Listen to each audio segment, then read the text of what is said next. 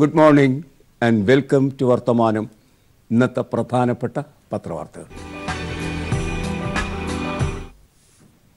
45 ദിവസങ്ങൾക്ക് മുമ്പ് CBIയുടെ ആസ്ഥാനത്ത് ഒരു കൂട്ട സ്ഥലം മാറ്റം നടത്തി. കൂട്ടമാറ്റം നടന്നു. ആ മാറ്റത്തിനിടയിൽ CBIയുടെ ഡയറക്ടർ അലോക് വർമ്മ നിർബന്ധിതമായ അവധിയിലേക്ക് പോകേണ്ടി വന്നു. സ്പെഷ്യൽ ഡയറക്ടർ രാകേഷ് അസ്താന അദ്ദേഹത്തെയും അവധിയിലേക്ക് പറഞ്ഞയച്ചു. അലോക് വർമ്മ 2 കോടി രൂപ കൈക്കൂലി വാങ്ങി. അതാണ് അലോക് വർമ്മയെക്കുറിച്ച് സ്പെഷ്യൽ ഡയറക്ടർ രാകേഷ് അസ്താനയുടെ ആക്ഷേപം. എന്നാൽ അലോക് വർമ്മ പറയുന്നത് 3 കോടി രൂപ കൈക്കൂലിയാണ് രാകേഷ് അസ്താന വാങ്ങിയത് എന്ന് അദ്ദേഹവും പറഞ്ഞു. ഏറ്റവും മുകൾ തട്ടിലുള്ള 2 ആളുകൾ പരസ്പരം അഴിമതി ആക്ഷേപം നടത്തുന്ന ഇടത്തേക്ക് ആ ദിവസം എത്തിച്ചേർന്നു CBIയുടെ ഏറ്റവും ഉന്നതമായ ഓഫീസ്. ആ സാഹചര്യത്തിലാണ് പാതിരാത്രി 1 മണിക്ക് കേന്ദ്ര സർക്കാർ ആ ഓഫീസുകൾ 2 പേരുടെയും ഓഫീസുകൾ പൂട്ടി സീൽ വച്ചു. സീൽ വയ്ക്കുക മാത്രമല്ല, അലോക് വർമ്മയുടെ ഓഫീസിൽ നിന്ന് ധാരാളം പേപ്പറുകൾ കടത്തിക്കൊണ്ടുപോയി എന്നുമൊക്കെ ആക്ഷേപമുണ്ടായിരുന്നു. ആ നിലയ്ക്ക് ഇരുവരും മാറി അലോക് വർമ്മയുടെ ഓഫീസ് സീൽ വെച്ച് പൂട്ടി. ആ വാർത്ത അതിനുശേഷം പുതിയ ഒരു CBI ഡയറക്ടറെ അവരോധിക്കുകയും ചെയ്തു. ഇതാണ് പൊതുവിൽ 45 ദിവസം മുമ്പ് നടന്നത്. ഈ സംഭവഗതിയുമായി ബന്ധിപ്പിച്ച് അലോക് വർമ്മ സുപ്രീം കോടതിയെ സമീപിച്ചു. തന്നെ പറഞ്ഞയക്കാനുള്ള അവകാശം പ്രധാനമന്ത്രിക്കില്ല. അതായിരുന്നു അദ്ദേഹത്തിൻ്റെ പ്രേയർ. അതേ സംബന്ധിച്ച് സുപ്രീം കോടതി ഇന്നലെ തീർപ്പ് കൽപ്പിച്ചു. ആ തീർപ്പ് മലയാള മനോരമ പറയുന്നത് പോലെയാണെങ്കിൽ കേന്ദ്ര സർക്കാരിന് കനത്ത തിരിച്ചടിയായിരിക്കുന്നു എന്നാണ് അവർ പറയുന്നത്. വീണ്ടും അലോക് വർമ്മ CBIയുടെ ഡയറക്ടറായി അവരോധിക്കപ്പെട്ടു സുപ്രീം കോടതിയാൽ. വീണ്ടും അലോക് വർമ്മ എന്ന ശീർഷകത്തിൽ ആ വാർത്ത മനോരമ തരുമ്പോൾ വാർത്തയുടെ വിശദാംശം നമുക്ക് ഇങ്ങനെ കാണാം. ജോമി തോമസ് ആണ് റിപ്പോർട്ട് ചെയ്യുന്നത്. CBI തലപ്പത്ത് വർമ്മയെ പുനഃസ്ഥാപിച്ച് സുപ്രീം കോടതി. നയപരമായ തീരുമാനങ്ങൾ എടുക്കരുത് എന്ന് നിർദ്ദേശം. അലോക് വർമ്മ വിരമിക്കാൻ ഇനി 23 ദിവസം മാത്രം ബാക്കി. CBI ഡയറക്ടർ സ്ഥാനത്ത് നിന്ന് അലോക് വർമ്മയെ നീക്കിയ കേന്ദ്ര സർക്കാർ നടപടി സുപ്രീം കോടതി റദ്ദാക്കി. എന്നാൽ നയപരമായി പ്രാധാന്യമുള്ള തീരുമാനങ്ങൾ എടുക്കാൻ പാടില്ല എന്നതുൾപ്പെടെ ഉപാധികളോടെയാണ് കോടതി വർമ്മയ്ക്ക് പദവി തിരികെ നൽകിയത്. ഡയറക്ടറെ സംബന്ധിച്ച് തീരുമാനമെടുക്കാൻ അധികാരമുള്ള ഉന്നത സമിതി ഒരാഴ്ചയ്ക്കകം ചേരണമെന്നും ചീഫ് ജസ്റ്റിസ് രഞ്ജൻ ഗൊഗോയ് അധ്യക്ഷനായ ബെഞ്ച് വ്യക്തമാക്കി. പ്രധാനമന്ത്രി, ലോക്സഭയിലെ പ്രതിപക്ഷ നേതാവ്, ചീഫ് ജസ്റ്റിസ് എന്നിവരടങ്ങുന്നതാണ് സമിതി. അലോക് വർമ്മ ഡയറക്ടർ സ്ഥാനത്ത് തുടരണമോ വേണ്ടയോ എന്നത് സമിതിക്ക് പരിശോധിക്കാവുന്ന വിഷയമാണ് എന്ന് കോടതി വ്യക്തമായി പറഞ്ഞിട്ടുണ്ട്. സമിതിയിൽ സുപ്രീം കോടതിയുടെ ചീഫ് ജസ്റ്റിസ്, ലോക്സഭയുടെ പ്രതിപക്ഷ നേതാവ്, അതുപോലെ പ്രധാനമന്ത്രി 3 പേരുണ്ടാകുമല്ലോ. ഒരാഴ്ചയ്ക്കും ആ സമിതി യോഗം ചേരണം. കാലനിബന്ധനയൊക്കെ സുപ്രീം കോടതി വെച്ചിട്ടുണ്ടെങ്കിലും ഈ കേസിൽ കാലനിബന്ധനയൊന്നും ആരും പാലിച്ചിട്ടില്ല. ഇനി 23 ദിവസമേ അദ്ദേഹത്തിനുള്ളൂ. ഇതിനിടയ്ക്ക് ഒരാഴ്ചയ്ക്കുള്ളിൽ ചേർന്നു എന്ന് കരുതുക. അങ്ങനെയാണെങ്കിൽ പ്രധാനമന്ത്രി ഒഴിച്ച് ബാക്കി 2 പേരും, ചീഫ് ജസ്റ്റിസും അതുപോലെ തന്നെ ലോക്സഭയിലെ കോൺഗ്രസ് പ്രതിപക്ഷ നേതാവും എന്തായാലും അലോക് വർമ്മയ്ക്കെതിരെ നിലപാടെടുക്കാൻ സാധ്യതയില്ല. അതുകൊണ്ട് അലോക് വർമ്മ പൂർണ്ണമായും കുറ്റവിമുക്തനാകും ഒരാഴ്ചയ്ക്കുള്ളിൽ. അത് ചേരുന്ന പക്ഷം, കോടതി പറയുന്നത് മാതിരി ചേരുന്ന പക്ഷം, മോദി മാത്രമേ അലോക് വർമ്മയെ എതിർക്കാനുണ്ടാവുകയുള്ളൂ ആ കൂട്ടത്തിൽ. പക്ഷേ മോദിയാണ് ആള്. അദ്ദേഹം കോടതി പറയുന്നതൊന്നും ശ്രദ്ധിക്കുന്ന ഒരാളൊന്നുമല്ല. അതുകൊണ്ട് തന്നെ ഒരാഴ്ചയ്ക്കകം വിജയിക്കുമോ എന്ന കാര്യം ഇനിയും നമുക്ക് കാണേണ്ടതായാണ് ഇരിക്കുന്നത്. ഇനി ഒരാഴ്ചക്കകത്ത് ചേർന്ന് അദ്ദേഹത്തെ പൂർണ്ണമായും കുറ്റവിമുക്തനാക്കുന്നു എങ്കിൽ നയപരമായ തീരുമാനങ്ങൾ എടുക്കാൻ പ്രാപ്തിയുള്ള ഒരു ഡയറക്ടറായി അലോക് വർമ്മ മാറുന്നു എങ്കിൽ പിന്നെ അദ്ദേഹത്തിന് ലഭിക്കുന്ന 2 ആഴ്ചയുണ്ടല്ലോ. ആ 2 ആഴ്ച ഇന്ത്യൻ രാഷ്ട്രീയത്തിൻ്റെ ഗതിവിഗതികൾ നിർണയിക്കാൻ അദ്ദേഹത്തെ പ്രാപ്തനാക്കുന്ന രണ്ടാഴ്ചയായിരിക്കും.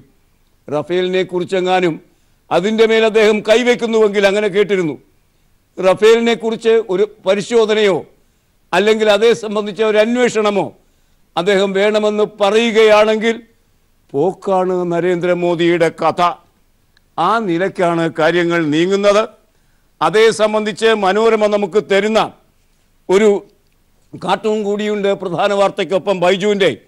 ആ കാർട്ടൂൺ റഫേലിൻ്റെ കാര്യം തന്നെയാണ് സൂചിപ്പിക്കുന്നത്. ഇതൊക്കെ വരും ദിവസങ്ങളിൽ കാണാം. പക്ഷേ നരേന്ദ്രമോദി എന്ന മൂന്നിൽ ഒരാൾ രംഗത്ത് വരാത്ത പക്ഷം ആ കമ്മിറ്റിക്ക് കൂടാൻ കഴിയില്ല, തീരുമാനങ്ങളൊന്നും എടുക്കാനും കഴിയില്ല. അത് എങ്ങനെയാണ് നരേന്ദ്രമോദി അതിജീവിക്കാൻ പോകുന്നത്? കോടതിയിൽ വിശ്വാസം പുലർത്തുന്ന ഒരാളാണ് നരേന്ദ്രമോദി എന്ന് അദ്ദേഹത്തിൻ്റെ ജീവിതം പരിശോധിച്ചാൽ അത് നമുക്ക് അങ്ങനെ അംഗീകരിക്കാൻ കഴിഞ്ഞു എന്ന് വരില്ല. കാത്തിരിക്കാം, നമുക്ക് കാണാം. അലോക് വർമ്മ പൂർണ്ണ സ്വഭാവത്തോടു കൂടിയ ഡയറക്ടറായി വരുന്നുവോ? ഒന്ന്. രണ്ടാഴ്ച ശേഷിക്കുമ്പോൾ അദ്ദേഹം റഫേൽ ഇടപാടുമായി ബന്ധിപ്പിച്ച് നിലപാടുകൾ എടുക്കുമോ? നമുക്ക് നോക്കാം. അതുവഴി നമ്മുടെ പ്രധാനമന്ത്രി നരേന്ദ്രമോദി തന്നെ വെള്ളത്തിലാകുമോ തുടങ്ങിയ കാര്യങ്ങൾ ഇനിയും വരാനിരിക്കുന്നതേയുള്ളൂ. CBI ഡയറക്ടർ പദവിയിൽ നിന്ന് അലോക് വർമ്മയെ മാറ്റിയതല്ല, മാറ്റിയ രീതിയിലാണ് സുപ്രീം കോടതി പിഴവ് കണ്ടെത്തിയത് എന്നും ഈ വാർത്തയിൽ അവർ പറയുന്നുണ്ട്. കോടതി പറയുന്നുണ്ട് അനധികൃതമായി ഒരു നിലപാടും കോടതി ഇക്കാര്യത്തിൽ എടുത്തിട്ടില്ല എന്ന്. സുവ്യക്തമാണ് ആ പ്രസ്താവം. 48 മണിക്കൂർ നീണ്ടു നിൽക്കുന്ന പണിമുടക്ക്. ആ പണിമുടക്കിൽ രാജ്യം നിശ്ചലമായി. ദേശാഭിമാനിയുടെ സമീപനമാണ്, ഒബ്സർവേഷനാണ്. രാജ്യം നിശ്ചലമായി. പണിമുടക്ക് മൂലം രാജ്യം നിശ്ചലമായി എന്ന് പറയാനൊന്നും കഴിയില്ല. പക്ഷേ പണിമുടക്കിനെ അംഗീകരിക്കുന്ന INTUC പോലെ തന്നെ CITU പ്രധാന പാർട്ടിയാണ്, പണിമുടക്ക് നടത്തുന്ന പാർട്ടിയാണ്. ആ CITU എന്ന തൊഴിലാളി സംഘടനയെ നയിക്കുന്ന CPMൻ്റെ മുഖപത്രമാണ് ദേശാഭിമാനി. അതുകൊണ്ട് തന്നെ രാജ്യം നിശ്ചലമാണ് എന്നത് അവർക്ക് പറയേണ്ടി വരും. എന്നാൽ പണിമുടക്ക് പൂർണ്ണമായും ഹർത്താൽ സ്വഭാവത്തോടെ മാറിയത് 2 പ്രദേശങ്ങളിലാണ്. ഒന്ന് കേരളം, നമുക്കറിയാവുന്നത് മാതിരി, മറ്റ് വടക്ക് കിഴക്കൻ സംസ്ഥാനങ്ങൾ. അങ്ങനെ 2 ചെറിയ വിഭാഗങ്ങൾ ഒഴിച്ചാൽ രാജ്യം നിശ്ചലമായി എന്ന് എങ്ങനെ പറയാനാകും എന്നൊന്നും ചോദിക്കരുത്. ദേശാഭിമാനി പറയുന്നു രാജ്യം നിശ്ചലം. നമുക്ക് ആ വാർത്ത വായിക്കാം. നിർമ്മാണ വ്യാവസായിക മേഖലകൾ സ്തംഭിച്ചു, റോഡ് റെയിൽ ഗതാഗതം തടസ്സപ്പെട്ടു, ത്രിപുരയിലും ബംഗാളിലും തൊഴിലാളികൾക്ക് നേരെ ആക്രമണം. ഇടതുപക്ഷ MPമാർ പാർലമെന്റിന് മുന്നിൽ ഇന്നലെ ധർണ നടത്തി. ഇന്നാകട്ടെ പാർലമെന്റ് മാർച്ചും വെച്ചിട്ടുണ്ട്. വാർത്തയുടെ വിശദാംശങ്ങൾ ദേശാഭിമാനി തരുന്നത് ഇങ്ങനെ. തൊഴിലും ജീവിതവും തകർക്കുന്ന കേന്ദ്ര സർക്കാർ നയങ്ങൾക്കെതിരായ ദ്വിദിന ദേശീയ പണിമുടക്കിൻ്റെ ആദ്യ ദിനത്തിൽ തന്നെ രാജ്യം നിശ്ചലമായി. രാജ്യത്തിൻ്റെ സമസ്ത മേഖലകളിലും കേന്ദ്ര ഭരണത്തിന് താക്കീതായി വൻ തൊഴിലാളി മുന്നേറ്റം. റോഡ് റെയിൽ ഗതാഗതവും നിർമ്മാണ വ്യാവസായിക മേഖലകളും മറ്റിതര തൊഴിൽ മേഖലകളും സ്തംഭിച്ചു. തൊഴിലാളി മുന്നേറ്റത്തിൻ്റെ കരുത്ത് പ്രകടിപ്പിച്ച പ്രക്ഷോഭത്തിൽ കേരളം, വടക്കുകിഴക്കൻ സംസ്ഥാനങ്ങൾ, ഒഡീഷ, കർണാടകത്തിലെ വിവിധ പ്രദേശങ്ങൾ എന്നിവിടങ്ങളിലെ എല്ലാ മേഖലയും നിശ്ചലമായി. അങ്ങനെ വരുമ്പോൾ ഒഡീഷ കൂടി ചേർത്തിരിക്കുന്നു. ദേശാഭിമാനി എന്നേ ഉള്ളൂ. കർണാടകത്തിൻ്റെ ചില പ്രദേശങ്ങളും, ഏറിയാൽ 4 പ്രദേശങ്ങൾ. രാജ്യവ്യാപകമായി വ്യവസായ മേഖലയിൽ പണിമുടക്ക് പ്രതിഫലിച്ചു. അത് പൂർണ്ണമായും ശരിയാണ്. വ്യവസായ മേഖലയിൽ പണിമുടക്ക് പ്രതിഫലിച്ചു. പക്ഷേ രാജ്യം നിശ്ചലമാകണമെങ്കിൽ തൊഴിലാളി വർഗം, സംഘടിത തൊഴിലാളി വർഗം പ്രബല ശക്തിയാകണം. അങ്ങനെ പ്രബല ശക്തി അല്ലല്ലോ ഇന്ത്യയിൽ. അതാണ് ഇപ്പോൾ നമുക്ക് കാണാൻ കഴിയുന്നത്. മറ്റൊരു വാർത്ത ദേശാഭിമാനി നമുക്ക് തരുന്നുണ്ട്.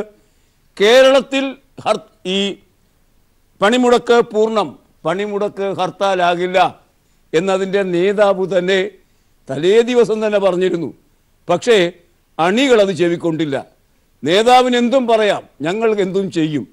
ആ നിലയ്ക്ക് പണിമുടക്കിനെ ഹർത്താലാക്കി മാറ്റുന്നതിൽ അണികൾ വിജയിച്ചു, നേതാവ് പരാജയപ്പെട്ടു. കേരളത്തിൽ 1.25 കോടിയോളം പേർ പണിമുടക്കി. സംസ്ഥാനത്താകെ 482 സമരകേന്ദ്രങ്ങളാണുള്ളത്. 32 കേന്ദ്രങ്ങളിൽ ട്രെയിൻ തടഞ്ഞു. ശബരിമല സർവീസ് ഒഴികെ KSRTC, സ്വകാര്യ ബസ്സുകൾ സർവീസ് നടത്തിയില്ല. ഓട്ടോ ടാക്സി മേഖല പൂർണ്ണമായും സ്തംഭിച്ചു.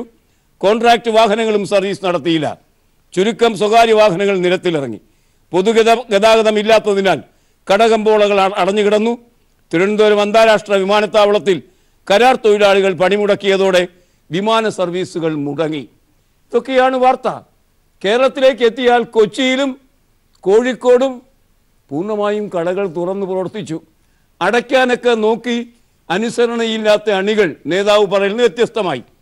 പക്ഷേ അത് നടന്നില്ല. പോലീസ് രംഗത്ത് വന്നു. ആലപ്പുഴയിൽ കായംകുളത്തും സമാനമായൊരു സംഭവം ഉണ്ടായി. പക്ഷെ കായംകുളത്ത് കടകൾ തുറന്നു. എന്നാൽ തിരുവനന്തപുരത്ത് കടകൾ പൂർണ്ണമായും തുറന്നു എന്ന് നമുക്ക് പറയാൻ കഴിയില്ല. അതുകൊണ്ട് ഹർത്താലോ അല്ലെങ്കിൽ ക്ഷമിക്കുക പണിമുടക്ക് ഒന്നാം ദിവസം പൂർണ്ണമായും കടകൾ അടയ്ക്കുന്നതിൽ നേതാവിൻ്റെ വാക്കുകൾക്ക് വിരുദ്ധമായി അണികൾ വിജയിച്ചില്ല എന്ന് വേണമെങ്കിൽ നമുക്ക് ആശ്വസിക്കാം. കാരണം ഹർത്താൽ എന്ന് പറഞ്ഞാൽ അനുമതി കിട്ടുന്ന ഒരവസ്ഥയിലല്ല പൊതുവായി കേരളത്തിൻ്റെ മനോഗതി. 2 മാസത്തിനുള്ളിൽ 7 ഹർത്താൽ പ്രഖ്യാപിച്ച് റെക്കോർഡിട്ടിരിക്കുകയാണ് BJP. അതുകൊണ്ട് ഹർത്താൽ എന്ന് കേട്ടാൽ നെറ്റി ചുളിക്കും. കഴിഞ്ഞ വർഷം 97 ഹർത്താൽ, 365 ദിവസങ്ങളിൽ 97 ഹർത്താൽ, ഒരു 50-60 ദിവസം അവധി എന്ന് പറഞ്ഞാൽ 1.5 മാസത്തോളം. അതങ്ങനെ മാറിക്കഴിഞ്ഞാൽ ബാക്കി എത്രയാണ് ഒരു വർഷത്തിലുള്ളത് എന്നുകൂടി നാം ആലോചിക്കണം. ആ നിലയ്ക്ക് നോക്കുകയാണെങ്കിൽ 97 ദിവസവും പിന്നെ 60 ദിവസവും കൂട്ടിയാൽ ഏകദേശം 150 ദിവസം, 5 മാസം, 7 മാസത്തുള്ള കച്ചവടമേ ഉള്ളൂ. അതൊന്നും ഒരു രാജ്യത്തിനും താങ്ങാൻ കഴിയുന്നതല്ല, ഒരു സ്റ്റേറ്റിനും താങ്ങാൻ കഴിയുന്നതല്ല. അതുകൊണ്ട് ഹർത്താലിനെ കുറിച്ച് പുനശ്ചിന്തനമുണ്ടായി. മുഖ്യമന്ത്രി തന്നെ പറഞ്ഞു അനുവദിക്കാനാകില്ല, ഇത് അദ്ദേഹം അനുവദിക്കില്ല. ശരിയാണ്. ഈ സംയുക്ത സമരസമിതിയുടെ നേതാവ് നമ്മുടെ ഇളമരം കരീം അദ്ദേഹം പറഞ്ഞു പേടിക്കേണ്ട, കടകളൊക്കെ തുറക്കാം, വണ്ടികളോടി, എല്ലായിടത്തും വണ്ടികളോടി കുറ്റം പറയരുതല്ലോ.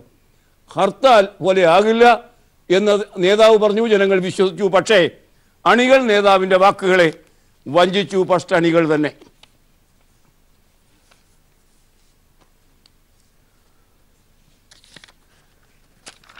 ഇന്നലെ നമ്മുടെ പാർലമെൻറ്റിൽ ഒരു സംവരണ ബിൽ അവതരിപ്പിച്ച് ലോക്സഭ പാസാക്കി. വിചിത്രമാണ് ആ സംവരണ ബില്ലിൻ്റെ അവസ്ഥ. അത് മുന്നോക്കക്കാരിൽ പിന്നോക്കം നിൽക്കുന്ന ആളുകൾ, NSSൻ്റെ ഒരു ആവശ്യമാണത്. മുന്നോക്കക്കാരിൽ പിന്നോക്കം നിൽക്കുന്ന ആളുകൾ അവരുടെ ആവശ്യങ്ങളെ മുൻനിർത്തി 10% സംവരണം അവർക്ക് നൽകുന്നു. അതിനുള്ള ബിൽ അവതരിപ്പിക്കപ്പെട്ടു. ലോക്സഭ അത് പാസാക്കി. ഇന്ന് രാജ്യസഭയും അത് പാസാക്കും. വാർത്ത മാതൃഭൂമി 1-ാം പേജിൽ തരുന്നത് കാണുക. മുന്നോക്കക്കാരിലെ പിന്നോക്കക്കാർക്ക് സംവരണം ബിൽ പാസായി. ലോക്സഭ കടന്ന ബിൽ ഇന്ന് രാജ്യസഭയിൽ. അനുകൂലിച്ചത് 323 പേർ, എതിർത്തത് 3 പേർ മാത്രം. എല്ലാ മതങ്ങളിലെയും പിന്നോക്കക്കാർക്ക് ആനുകൂല്യം കിട്ടുമെന്ന് മന്ത്രി അരുൺ ജെയ്റ്റ്ലി. മെനഞ്ഞാന്നാണ് ഈ കാര്യത്തിൽ മന്ത്രിസഭ തീരുമാനമെടുത്തത്. അതായത് 4-ാം നാളാണ് ഉണ്ടുകൊണ്ടിരുന്ന നായർക്ക് ഒരു ഉൾവിളി പോലെ അമിത്ഷായ്ക്കും നരേന്ദ്രമോദിക്കും ഒരു ഉൾവിളി വരുന്നു, ഈ സംവരണം നടപ്പാക്കണം. അങ്ങനെ നടപ്പാക്കിയാൽ മുന്നോക്കക്കാരിലെ ഒരു വിഭാഗം, ആകെ ഇടഞ്ഞു നിൽക്കുകയാണല്ലോ എല്ലാവരും, ഒരു വിഭാഗത്തിൻ്റെ തളസ്പർശം നമുക്ക് കിട്ടിയേക്കും, ഉറപ്പൊന്നുമില്ല. ആ ലക്ഷ്യം വെച്ചുകൊണ്ട് ഒരു രാഷ്ട്രീയ നേട്ടം ഉണ്ടാക്കാൻ ഒരു രാജ്യത്തെ കരുവാക്കളയാം എന്ന് ഈ ബിരുദന്മാർ 2 പേർ തീരുമാനിച്ചാൽ അത് നിയമമാകും. അങ്ങനെ നിയമമായതാണ്. 4 ദിവസം മുമ്പാണ് ഇത് കണ്ടെത്തിയത്. 3 ദിവസം മുമ്പ് ക്യാബിനറ്റ് കൂടി അത് പാസ്സാക്കി. പിന്നെയോ ഇന്നലെ അത് ലോക്സഭ പാസ്സാക്കി, ഇന്ന് രാജ്യസഭ പാസ്സാക്കും. 2 പേർക്ക് ഉൾവിളി വന്നാൽ മാറുന്ന രാജ്യമായി ഈ വലിയ രാജ്യം മാറിയതിൻ്റെ അധപ്പതന ചിത്രമാണ് നമുക്കിതിൽ കാണാൻ കഴിയുന്നത്. ബിൽ പാസ്സായി. മനോജ് മേനോൻ ദില്ലിയിൽ നിന്ന് വാർത്താ മാതൃഭൂമിക്ക് വേണ്ടി റിപ്പോർട്ട് ചെയ്യുന്നത് ഇങ്ങനെ: മുന്നാക്ക വിഭാഗങ്ങളിൽ സാമ്പത്തികമായി പിന്നോക്കം നിൽക്കുന്നവർക്ക് കേന്ദ്ര സർവീസിലും സ്വകാര്യ സ്ഥാപനങ്ങളിലും ഉൾപ്പെടെ വിദ്യാഭ്യാസത്തിലും 10% സംവരണം ഏർപ്പെടുത്താൻ വ്യവസ്ഥ ചെയ്യുന്ന ഭരണഘടനാ ഭേദഗതി ബിൽ ലോക്സഭ അംഗീകരിച്ചു. 3-നെതിരെ 323 വോട്ടുകൾക്കാണ് ബിൽ പാസാക്കിയത്. മുസ്ലിം ലീഗിലെ PK കുഞ്ഞാലിക്കുട്ടി, ET മുഹമ്മദ് ബഷീർ, AIMIMലെ അസറുദ്ദീൻ ഒവൈസിയുടെ പാർട്ടി, എന്നിവരാണ് ബില്ലിനെ എതിർത്തത്. 3 പേരെ എതിർക്കാനുണ്ടായിരുന്നുള്ളൂ. കുഞ്ഞാലിക്കുട്ടി പാർലമെൻറ്റിലെത്തി, ലോക്സഭയിൽ. അത്ഭുതം തന്നെയാണ്, വാർത്തയാണത്. ഏതായാലും 3 പേരെ എതിർത്തു. പക്ഷേ കോൺഗ്രസും CPM ഒക്കെ അതിന് വോട്ട് ചെയ്യേണ്ടി വരുന്നത് പ്രധാനമായും ഈ കാര്യത്തിൽ ഒറ്റപ്പെട്ട് നിന്നാൽ അത് പ്രചരിപ്പിച്ച് BJP വോട്ട് പിടിക്കും. ഇത് നിയമമാകാൻ പോകുന്നതേയില്ല എന്നെല്ലാവർക്കും അറിയാം. പക്ഷേ ഈ ചെപ്പടി വിദ്യ, ഗിമ്മിക്സ്, തെരഞ്ഞെടുപ്പ് ആസന്നമാകുമ്പോൾ നടത്തുന്ന ഗിമ്മിക്സ്, ഇനി നിയമസഭകൾ പാസ്സാക്കണ്ടേ? ഇത് നിയമമാകണമെങ്കിൽ നിയമസഭകളൊന്നും പാസ്സാക്കേണ്ട കാര്യമേ ഇല്ല. കാരണം മോദി പോലും അത് അർത്ഥമാക്കുന്നില്ല. തെരഞ്ഞെടുപ്പ് പടിവാതിൽ എത്തിക്കഴിഞ്ഞു. മുന്നോക്കം നിൽക്കുന്ന വിഭാഗങ്ങൾ ഒരു വിഭാഗത്തെങ്കിലും ഗുജ്ജാറുകളുടെയും പട്ടേലുമാരുടെയും ഒക്കെ പിന്തുണ തപ്പിയെടുക്കാൻ കഴിയുമോ എന്ന് ലക്ഷ്യം വയ്ക്കുന്ന അടിയന്തര രാഷ്ട്രീയ ലക്ഷ്യമല്ലാതെ മറ്റൊന്നും ഈ ബില്ലിന് പുറകിലില്ല. അതുകൊണ്ട് ഈ ബിൽ ഈ തെരഞ്ഞെടുപ്പ് കഴിഞ്ഞാൽ വിസ്മൃതിയിൽ വിലയം പ്രാപിക്കും, യാതൊരു സംശയവും ആർക്കുമില്ല. എങ്കിലും ഏകപക്ഷീയമായി BJP ഇത് മുതലെടുക്കരുത് എന്ന നിലയ്ക്കാണ് ഇതേ സംബന്ധിച്ച ചർച്ച വരുന്നത്. പ്രതിപക്ഷം ചർച്ചയിൽ ബില്ലിൻ്റെ ഉള്ളടക്കത്തെ എതിർത്തെങ്കിലും ബിൽ കൊണ്ടുവന്ന രീതി ജനാധിപത്യ വിരുദ്ധമാണെന്ന് ആരോപിച്ചു. ബിൽ സംയുക്ത പാർലമെന്ററി സമിതിക്ക് വിടണമെന്ന് അവർ ആവശ്യപ്പെട്ടെങ്കിലും ഫലമുണ്ടായില്ല. പട്ടികജാതി വർഗ വിഭാഗങ്ങൾക്കും സാമൂഹികമായും വിദ്യാഭ്യാസപരമായും പിന്നോക്കം നിൽക്കുന്ന വിഭാഗങ്ങൾക്കും സംവരണം നൽകണമെന്ന് വ്യവസ്ഥ ചെയ്യുന്ന ഭരണഘടനയുടെ 15, 16 വകുപ്പുകളും ആകെ സംവരണം 50% കൂടുതലെന്ന സുപ്രീം കോടതിയുടെ ഉത്തരവും മറികടക്കാനാണ് ഭരണഘടനാ ഭേദഗതിയിൽ ബിൽ അവതരിപ്പിക്കപ്പെടുന്നത്. ഏതായാലും ഈ ഭരണഘടനാ ഭേദഗതി ബിൽ നിലവിൽ വരാനേ പോകുന്നില്ല എന്ന് ധാരാളം മുൻ അനുഭവങ്ങൾ നമ്മെ പഠിപ്പിക്കുന്നുണ്ട്. തൽക്കാലം ഇരുട്ടുകൊണ്ട് ഓട്ടയടയ്ക്കാവുന്നൊരു പദ്ധതി BJP മുന്നോട്ട് വെച്ചു എന്ന് മാത്രം നാം ആലോചിച്ചാൽ മതിയാകും. 8 ലക്ഷം രൂപ വരെ വാർഷിക വരുമാനമുള്ള മുന്നോക്ക വിഭാഗത്തിലെ പിന്നോക്കക്കാർക്കാണ് അത് കൊടുക്കുന്നത്. 8 ലക്ഷം രൂപ വാർഷിക വരുമാനം എന്ന് പറയുമ്പോൾ ഒരു മാസം 65,000-ത്തിലധികം രൂപ വരുമാനമുള്ളവരാണ്. 65,000 രൂപ വരുമാനം ഒരു മാസത്തിൽ, അത് ചെറിയ വരുമാനമാണ്. സമ്പന്നർക്ക് തന്നെയാണ് കൊടുക്കുന്നത്. അങ്ങനെ സമ്പന്നർക്ക് കൊടുത്തുകൊണ്ട്, പിന്നോക്കക്കാരെന്നൊക്കെ പറയാം, സമ്പന്നർക്ക് നൽകി 65,000 രൂപ പ്രതിമാസം വരുമാനം. ഇവിടെ തന്നെ പൊതു പണിമുടക്ക് നടക്കുന്നുണ്ടല്ലോ, അതിൽ 18,000 രൂപ മിനിമം വേതനം നൽകണമെന്ന് ആവശ്യപ്പെടുന്നുണ്ട്. അതിലെത്രയോ ഇരട്ടിയാണ് 8 ലക്ഷം രൂപ. ആ അർത്ഥത്തിൽ നടക്കുന്ന കാര്യങ്ങളൊന്നുമല്ല ഇത് എന്ന് പകൽ പോലെ വ്യക്തമാണ്. ഒരു തട്ടിപ്പ് പരിപാടി, അത്രയേ ഉള്ളൂ. അതിൽ കവിഞ്ഞൊന്നും ഇതുമായി ബന്ധിപ്പിച്ച് ചിന്തിക്കേണ്ട കാര്യമില്ല. ശബരിമല ഇപ്പോൾ വാർത്തകളിൽ മാത്രമാണ് അവശേഷിക്കുന്നത്. സ്ത്രീ പ്രവേശിച്ച് കഴിഞ്ഞിരിക്കുന്നത് കൊണ്ട് അങ്ങ് മലയിൽ നടക്കുന്ന RSS ഗുണ്ടകളുടെ പ്രവർത്തനത്തിന് വലിയ അർത്ഥമില്ലാതായി. സമതലത്തിലെ സെക്രട്ടേറിയറ്റിന് മുന്നിൽ ആരാണ് സമരം കിടക്കുന്നതെന്ന് ആർക്കറിയാം? അതിനകത്ത് അവർക്ക് തന്നെ പൂർണ്ണമായും വ്യക്തതയില്ല. ഈ നിലയ്ക്കാണ് കാര്യങ്ങൾ നീങ്ങുന്നത്. പക്ഷേ ശബരിമലയെ സംബന്ധിച്ചുള്ള വാർത്തകൾ പത്രങ്ങളിലുണ്ട്, പ്രവർത്തനങ്ങൾ നാട്ടിലില്ലെങ്കിലും. ഇന്ന് മംഗളം എന്ന പത്രത്തിൻ്റെ 1-ാം പേജ് വാർത്ത കാണുക. അത് കോടതിയുടെ ഒരു നിരീക്ഷണമാണ്. ശബരിമല ദർശനം നടത്തിയ യുവതികൾ വിശ്വാസികളാണോ അല്ലയോ? കോടതിക്കത് അറിഞ്ഞേ പറ്റൂ. എന്തൊക്കെ അറിയണം ഈ പാവം കോടതികൾക്ക്? നമുക്ക് കൗതുകകരമായ കോടതിയുടെ നിരീക്ഷണത്തിൻ്റെ വിശദാംശങ്ങളിലേക്ക് സഞ്ചരിക്കാം ഒരു ചെറിയ പരസ്യ ഇടവേളയ്ക്ക് ശേഷം. ശബരിമലയിൽ അജണ്ടയുണ്ടോ? കോടതിയുടെ അന്വേഷണത്തിൻ്റെ വാർത്ത മംഗളത്തിൻ്റെ 1-ാം പേജ്. ആ വാർത്ത ഇങ്ങനെ: ശബരിമലയിൽ ദർശനം നടത്തിയ യുവതികൾ വിശ്വാസികളാണോ എന്ന് സർക്കാരിനോട് ഹൈക്കോടതി. ശബരിമല സന്നിധാനത്ത് ദർശനം നടത്തിയ യുവതികളായ ബിന്ദുവും കനകദുർഗയും ഉൾപ്പെടെയുള്ളവർ വിശ്വാസികളാണ് എന്ന് സർക്കാർ കോടതിയെ ബോധിപ്പിച്ചു. എങ്ങനെയാണ് അത് തിരിച്ചറിയുക? നമുക്ക് ഈ കാര്യത്തിൽ പെട്ടെന്ന് കിട്ടുന്ന ഒരു അനുഭവം ഗുരുവായൂരാണ്. ഗുരുവായൂരിലെ ഏത് മതസ്ഥർക്കും അവിടെ കയറാം. പക്ഷേ ഹിന്ദുമത വിശ്വാസമുണ്ട്, ഹിന്ദുമത വിശ്വാസിയാണെന്ന് എഴുതി കൊടുത്താൽ മാത്രം മതി. അതാണല്ലോ അവർ യേശുദാസിനോട് പറയുന്നത്. ഹിന്ദുമത വിശ്വാസിയാണ് താനെന്ന് എഴുതി കൊടുത്താൽ തീർന്നു. അത്രയേ ഉള്ളൂ വിശ്വാസത്തിന്. അത് അളക്കാൻ അളവ് പോലൊന്നുമില്ല. എന്നിട്ടും കോടതി ചോദിക്കുന്നു സർക്കാരിനോട്. കോടതിക്കതറിയാം, എങ്കിലും അങ്ങ് ചോദിക്കുക സർക്കാരിനോട്, അളവുകോലുണ്ടോ എന്ന്. ശബരിമലയിൽ പ്രശ്നങ്ങൾ ഉണ്ടാക്കാൻ ആരോ ശ്രമിക്കുകയാണെന്ന് സർക്കാർ ബോധിപ്പിച്ചു. അതോടെ ആരാണ് പ്രശ്നമുണ്ടാക്കുന്നതെന്ന് സത്യവാങ്മൂലത്തിൽ വ്യക്തമാക്കണമെന്ന് കോടതി ആവശ്യപ്പെട്ടു. പ്രശ്നങ്ങൾ ഉണ്ടാക്കുന്നവരെ സർക്കാർ തിരിച്ചറിയണം. ഗംഭീരമാണ്. ഇനി ഇതൊന്നും നടക്കുന്നില്ലെങ്കിൽ പുറത്തുള്ള ഏജൻസികളെ കൊണ്ട് അന്വേഷിപ്പിക്കുമെന്ന് താക്കീത് കൂടി കൊടുത്തു. എങ്ങനെയാണ് ഹൈക്കോടതി പുറത്തുള്ള ഏജൻസിയെ കൊണ്ട് അന്വേഷിപ്പിക്കുന്നത്? ചുമ്മാ അങ്ങ് പറയുക. അത്ര എളുപ്പമുള്ള കാര്യമൊന്നുമല്ലല്ലോ അത്. അതിന് സർക്കാരിൻ്റെ അംഗീകാരം വേണ്ടേ? ഏതായാലും ഒരു കാര്യം, കോടതിക്കൊന്നും അറിയില്ല. പക്ഷേ 1 ഡസൻ തവണ ശ്രമിച്ചിട്ടും യുവതികൾക്ക് അവിടെ മല കയറാത്തതിന് കാരണം ആരുടെ അജണ്ടയാണെന്ന് ഇതുവരെ നമ്മുടെ കോടതിക്ക് അറിയില്ല. പത്രമൊന്നും വായിക്കുന്നില്ല എന്ന് തോന്നുന്നു കോടതിയിലെ ജഡ്ജിമാർ. ഇനി അത് വേണ്ട, ആരുടെയെങ്കിലും അജണ്ടയുണ്ടോ? ഉണ്ടല്ലോ. ശബരിമലയിൽ ഞങ്ങൾക്ക് കൃത്യമായ ഒരു അജണ്ടയുണ്ട് എന്ന് പ്രസംഗിച്ചല്ലോ ഒരു നേതാവ് PS ശ്രീധരൻപിള്ള. അതും വായിച്ചിട്ടില്ലേ ഈ കോടതി? അപ്പം അജണ്ടയുണ്ട്, ആരുടെ അജണ്ടയാണെന്ന് കോടതിക്ക് അറിയാം. അത് അറിഞ്ഞുകൊണ്ട് തന്നെ മറ്റു ചില കാര്യങ്ങൾ പറയുന്നു. ഇനിയും അതുമാത്രമല്ല, മറ്റൊരു ഏജൻസിയെ വെച്ച് അന്വേഷിച്ച് കളയും, മൂക്ക് ചെത്തിക്കളയും എന്ന മട്ടിലൊക്കെ സംസാരിക്കുമ്പോൾ കോടതിയുടെ വില ഇടിയുന്നുണ്ടോ എന്ന് ആളുകൾ വിചാരിച്ചാൽ കുറ്റപ്പെടുത്തരുത്. ശബരിമല പ്രശ്നത്തിൽ സ്ത്രീകൾ കയറിയതോടെ മലയിൽ കലാപമടങ്ങി. അവിടെ പിന്നെ RSS ഗുണ്ടകൾ നിന്നിട്ട് വലിയ കാര്യമില്ല, അവർ സമതലത്തിലേക്ക് ഇറങ്ങി. അതാണ് കഴിഞ്ഞ 1.5 ദിവസത്തെ ഹർത്താൽ നാം കണ്ടത്.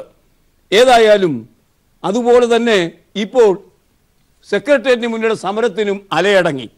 ഇത്തരമൊരു സാഹചര്യത്തിൽ ഇനി എന്താണ് BJPക്ക് ചെയ്യാനാവുക? എന്താണ് സംഘപരിവാർ ആലോചിക്കുന്നത്? ഇന്ന് ന്യൂ ഇന്ത്യൻ എക്സ്പ്രസിന്റെ 1-ാം പേജ് വാർത്ത കാണുക. 20 women sneak into state aiming to enter Vavar mosque. Sabarimala വിട്ടു, ഇനി വാവർ മോസ്കാണ് പിടി.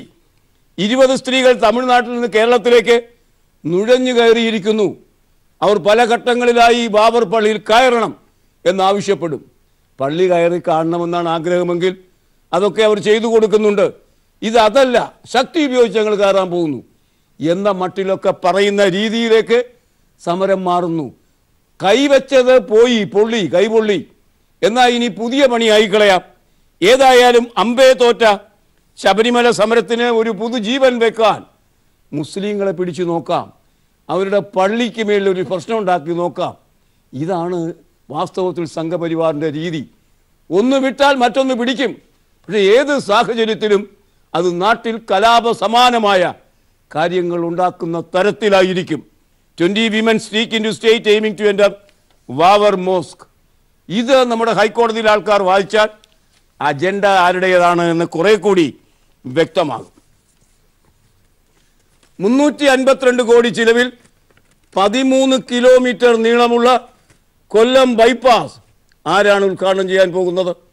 അടുത്ത മാസം 2-ാം തീയതി മുഖ്യമന്ത്രി ഉദ്ഘാടനം ചെയ്യും എന്നാണ് കേരള സർക്കാർ പറയുന്നത്. എങ്കിൽ ഈ 15-ാം തീയതി സാക്ഷാൽ പ്രധാനമന്ത്രി തന്നെ ഉദ്ഘാടനം ചെയ്യും എന്ന് NK പ്രേമചന്ദ്രൻ MP പറയുന്നു. ഇതാണ് അവസ്ഥ. ഒരു 13 കിലോമീറ്റർ നീളമുള്ള ബൈപ്പാസ് ഒക്കെ ഉദ്ഘാടനം ചെയ്യാൻ എന്തിനാണ് ഈ പ്രധാനമന്ത്രി അലച്ചു പിടിച്ച് വരുന്നത്? ഇത്ര ചെറിയ ചെറിയ കാര്യങ്ങൾ, ഇനി പഞ്ചായത്ത് കിണർ വരെ ഇനി വരുന്നുള്ള ദിവസങ്ങളിൽ മാത്രമല്ലേ പ്രധാനമന്ത്രി സ്ഥാനമുള്ളൂ. വല്ല പഞ്ചായത്ത് കിണറൊക്കെ ഉദ്ഘാടനം ചെയ്യാൻ അദ്ദേഹം ഓടിപ്പിടിച്ച് വരുമോ എന്ന് നമുക്ക് ഉറപ്പില്ല. ഏതായാലും മോദി വരുന്ന കാര്യം കേരള സർക്കാരിനെ അല്ല, NK പ്രേമചന്ദ്രൻ MPയെ അറിയിച്ചു. അങ്ങനെ മോദിയും പ്രേമചന്ദ്രനും ചേർന്ന് ഇതാ കൊല്ലം ബൈപ്പാസ് ഉദ്ഘാടനം ചെയ്യാൻ പോകുന്നു പ്രധാനമന്ത്രിയിലൂടെ. അതാണ് വാർത്ത. ഇന്ന് സിറാജ് എന്ന പത്രത്തിന്റെ ഉൾപേജ് വാർത്ത കാണുക. സ്ഥിരീകരിച്ച NK പ്രേമചന്ദ്രൻ MP കൊല്ലം ബൈപ്പാസ് ഉദ്ഘാടനം പ്രധാനമന്ത്രി തന്നെ. കൊല്ലം ബൈപ്പാസ് ഉദ്ഘാടനത്തിന്റെ പേരിൽ രാഷ്ട്രീയ പോര് രൂക്ഷമായിരിക്കെ പ്രധാനമന്ത്രി ഉദ്ഘാടനം നിർവഹിക്കുമെന്ന് ഉറപ്പായി. റോഡ് രാജ്യത്തിന് സമർപ്പിക്കുന്നതിനും BJP റാലിയെ അഭിസംബോധന ചെയ്യുന്നതിനും ഈ മാസം 15-ന് പ്രധാനമന്ത്രി നരേന്ദ്രമോദി വരും. ഒരു കാര്യത്തിനല്ല, നെയ്യപ്പം തിന്നാൽ രണ്ടുണ്ട് കാര്യം. 15-ാം തീയതി റോഡ് ഉദ്ഘാടനം ചെയ്യണം. ഈ 13 കിലോമീറ്ററെ വലിയ കാര്യമാണല്ലോ. അതൊന്ന്. മറ്റൊന്ന്, അവിടെ അവരുടെ പാർട്ടി യോഗമുണ്ട്, അതും കൂടി അങ്ങ് കഴിച്ചു കളയാം. ആ നിലയ്ക്ക് പാർട്ടി യോഗത്തിന് വരുന്നു. ആ സമയത്ത് ഈ 13 കിലോമീറ്റർ ഉദ്ഘാടനം ചെയ്യുകയും ചെയ്യുന്നു. അതിന് തിരഞ്ഞെടുക്കുന്നയാൾ ഫസ്റ്റ് NK പ്രേമചന്ദ്രൻ. ബൈപ്പാസ് നിർമ്മാണത്തിൽ യാതൊരു പങ്കും വഹിക്കാത്ത NK പ്രേമചന്ദ്രൻ RSSന് വേണ്ടി പണിയെടുക്കുകയാണ് എന്നും മോദിയെ തൃപ്തിപ്പെടുത്താനാണ് അദ്ദേഹത്തിൻ്റെ ശ്രമമെന്നും CPM ജില്ലാ നേതൃത്വം ആരോപിക്കുന്നു. തെരഞ്ഞെടുപ്പ് അടുത്ത് വരികയാണ്. 5 വർഷമൊക്കെ ഇവിടെ MP ആയിരുന്നാൽ എന്തെങ്കിലും ചെയ്താലല്ലേ മുന്നോട്ട് പോകാൻ പറ്റൂ. മെച്ചപ്പെട്ട ഒരു MP തന്നെയാണ് പ്രേമചന്ദ്രൻ. പക്ഷേ മണ്ഡലത്തിൽ എങ്ങനെയാണെന്ന് നമുക്കറിയില്ല. അദ്ദേഹം പാർലമെന്റിൽ നന്നായി പെർഫോം ചെയ്യുന്ന ഒരാൾ തന്നെയാണ്. എതിരാളികൾ പോലും സമ്മതിക്കും. പക്ഷേ മണ്ഡലത്തിൽ എന്ത് ചെയ്തു? പ്രേമേന്ദ്രന് വലിയ ഉറപ്പില്ല. അതുകൊണ്ട് RSSന്റെ പിന്തുണ കിട്ടാൻ സാക്ഷാൽ മോദിയെ തന്നെ പിടികൂടിയാൽ മതി എന്ന് അതങ്ങ് കിട്ടിയിട്ടെങ്കിലും ജയിച്ചാൽ മതിയായിരുന്നു. അങ്ങനെ അല്ലെങ്കിൽ ഇതോടെ പണി കഴിഞ്ഞു പോകും എന്ന യാഥാർത്ഥ്യവും നമുക്ക് കാണാനാകും. ബാബറി കേസ് 5 അംഗ ഭരണഘടനാ ബെഞ്ചിന് വിടേണ്ട യോഗ്യതയൊന്നും ബാബറി കേസിനില്ല എന്ന് അടിത്തൂൺ പറ്റിപ്പോയ ചീഫ് ജസ്റ്റിസ് പറഞ്ഞതാണ്. അദ്ദേഹം പറഞ്ഞതാണ്, വർമ്മ ബാബറി മസ്ജിദ് കേസ് പരിഗണിക്കുന്നതിന് സുപ്രീം കോടതി 5 അംഗ ഭരണഘടനാ ബെഞ്ചിന് രൂപം നൽകി. അയോധ്യയിലെ ബാബറി മസ്ജിദ് ഭൂമി തർക്കവുമായി ബന്ധപ്പെട്ട case chief justice Ranjan Gogoi അധ്യക്ഷനായ ബെഞ്ച് നാളെ പരിഗണിക്കും. അത് ഭരണഘടനാ ബെഞ്ച് തന്നെ ആ കാര്യം പരിഗണിക്കേണ്ടതുണ്ട് എന്ന് ചീഫ് ജസ്റ്റിസിന് തോന്നുന്നെങ്കിൽ വളരെ പെട്ടെന്നൊന്നും അത് തീരാൻ പോകുന്നില്ല എന്ന് വ്യക്തം. ഏതായാലും നേരത്തെ മുൻ chief justice Deepak Misra case പരിഗണിച്ചിരുന്ന സമയത്ത് ബാബറി മസ്ജിദുമായി ബന്ധപ്പെട്ട ഇസ്മായിൽ ഫാറൂഖി കേസിലെ വിധി പുനഃപരിശോധിക്കാൻ ഭരണഘടനാ ബെഞ്ചിന് വിടണമെന്ന സുന്നി വഖഫ് ബോർഡിന്റെ ആവശ്യം അദ്ദേഹം തള്ളിയിരുന്നു എന്ന യാഥാർത്ഥ്യം കൂടി കാണുന്നത് നല്ലതാണ്. വരുന്ന കേരള ബജറ്റ് ഈ മാസം 31-ാം തീയതി. സിറാജ് എന്ന പത്രത്തിന്റെ ആദ്യ വാർത്തയാണ്. പ്രളയാനന്തര കേരളത്തിന് സമഗ്ര പാക്കേജ് വരും. KM ബഷീർ ആ വാർത്ത തിരുവനന്തപുരത്ത് റിപ്പോർട്ട് ചെയ്യുന്നത് ഇങ്ങനെ: പ്രളയാനന്തര കേരളത്തിന്റെ പുനർനിർമ്മാണത്തിന് സംസ്ഥാന ബജറ്റിൽ സമഗ്ര പാക്കേജ് പ്രഖ്യാപിക്കും. വരുമാന വർധന GSTയിൽ സെസ്സിൽ ഒതുങ്ങും. കടമെടുക്കുന്നതിന് കുറെ കൂടി മെച്ചപ്പെട്ട ഒരവസ്ഥ ഉണ്ടായേക്കാം സംസ്ഥാനത്തിന്. അങ്ങനെയാണെങ്കിൽ താരതമ്യേന മെച്ചപ്പെട്ടൊരു സാമ്പത്തിക ഭദ്രതയിലേക്ക് സർക്കാർ നീങ്ങിയേക്കും എന്നും ഈ വാർത്ത പറയുന്നു. പാർലമെന്റിന്റെ ബജറ്റ് സമ്മേളനം ഈ മാസം തന്നെയുണ്ട്. പാർലമെന്റിന്റെ ബജറ്റ് സമ്മേളനം ഈ മാസം. ബജറ്റിനും നിയമനിർമ്മാണങ്ങൾക്കായി പാർലമെന്റിന്റെ ബജറ്റ് സമ്മേളനം ഈ മാസാവസാനം വീണ്ടും ചേരും. ജനുവരി 30 മുതൽ ഫെബ്രുവരി 8 വരെയാണിത്. ആ ഒരു സമയത്താണ് കാര്യം. ഇന്ന് രാജ്യസഭ കൂടി ചേർന്നാൽ കംപ്ലീറ്റ് പിരിയും. മഴക്കാല സമ്മേളനം കഴിയും. അപ്പോൾ പാർലമെന്റ് ഈ ബജറ്റ് സമ്മേളനം ഉടനെ ആരംഭിക്കുന്നു എന്നാണ്. ജനുവരി 30 മുതൽ ഫെബ്രുവരി 8 വരെ. അതോടെ കഥ കഴിയും. പിന്നെ നമ്മൾ പൊതു തെരഞ്ഞെടുപ്പിലേക്ക് പോവുകയും ചെയ്യും. തുടങ്ങിയ കാര്യങ്ങളാണ് നമുക്ക് പത്രലോകം തരുന്ന വാർത്ത. ബിഷപ്പ് മുളയ്ക്കലിനെതിരായ കന്യാസ്ത്രീമാരുടെ സമരത്തിൽ വലിയ പങ്കുവഹിച്ച ആളാണ് സിസ്റ്റർ ലൂസി കളപ്പുര.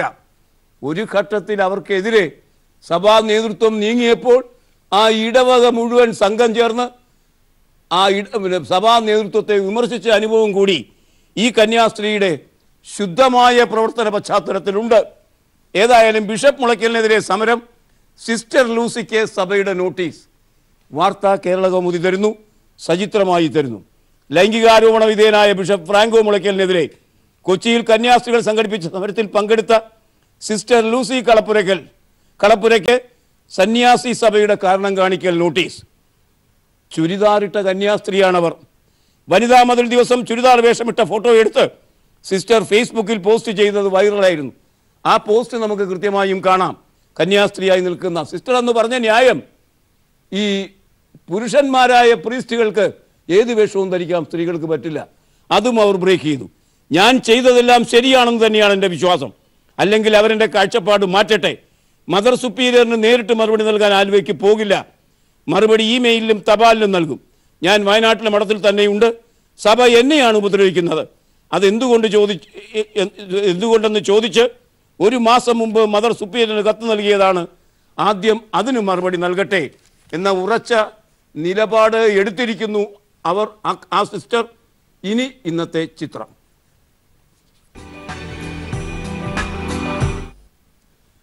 ട്രേഡ് യൂണിയനുകളുടെ 48 മണിക്കൂർ പണിമുടക്ക് ഇന്നുകൊണ്ട് അത് തീരും. ആ പണിമുടക്ക് കേവലം പണിമുടക്ക് മാത്രമാണ്, ഹർത്താലല്ല. നേതാക്കൾ പറഞ്ഞു. ഹർത്താലാണോ അല്ലയോ എന്ന് നിങ്ങൾക്ക് തീരുമാനിക്കാം. ഈ ചിത്രം വെച്ച് ഈ ചിത്രം കാണുക. ഇത് തിരുവനന്തപുരം തമ്പാനൂർ KSRTC സ്റ്റേഷന് മുന്നിലുള്ള റോഡാണ്. സർവം നിശ്ചലമായ ഈ റോഡ് ദൃശ്യം ഇതിനുള്ള മറുപടി നമുക്ക് തരുന്നു. ഈ ദൃശ്യം മാതൃഭൂമി നഗരംപുറം ആണിന്ന് നമുക്ക് തന്നിരിക്കുന്നത്. ഇതോടെ ഇന്നത്തെ വർത്തമാനം സമാപിക്കുകയാണ്. Nice day, good bye.